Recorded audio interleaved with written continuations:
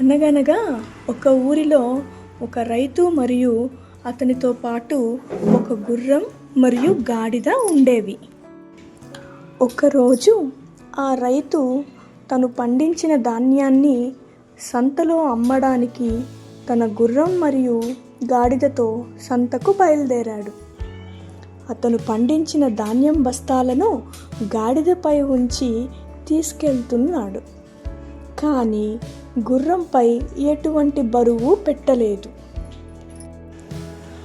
మార్గమధ్యంలో గాడిద అలసిపోయి గుర్రంతో ఇలా వేడుకుంది, సోదరా, నాపై ఉన్న బరువు మోయడానికి చాలా కష్టంగా ఉంది.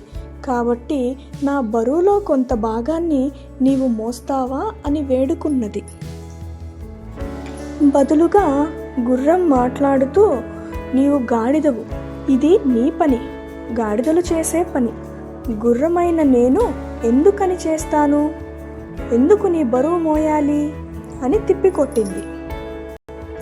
అలా గాడిద బరువుని మోస్తూ కొంత దూరం వెళ్ళాక గాడిద పూర్తిగా అలసిపోయి కింద పడిపోయింది.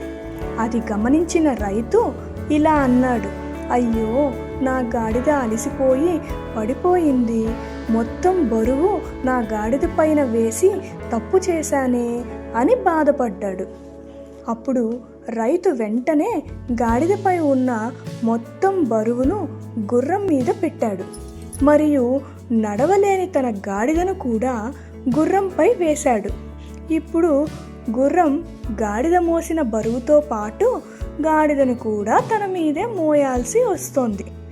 గుర్రం విచారంగా అనుకుంది, అదే మొదట కొంత సహాయం చేసి ఉంటే ఇంత భారంగా మోసుకోవాల్సిన అవసరం ఉండేది కాదు కదా అనుకొని విచారిస్తూ, మొదట సహాయం చేయడం నేర్చుకుంటే భవిష్యత్తులో పెద్ద బాధల నుంచి తప్పించుకోవచ్చు అని తెలుసుకుంది.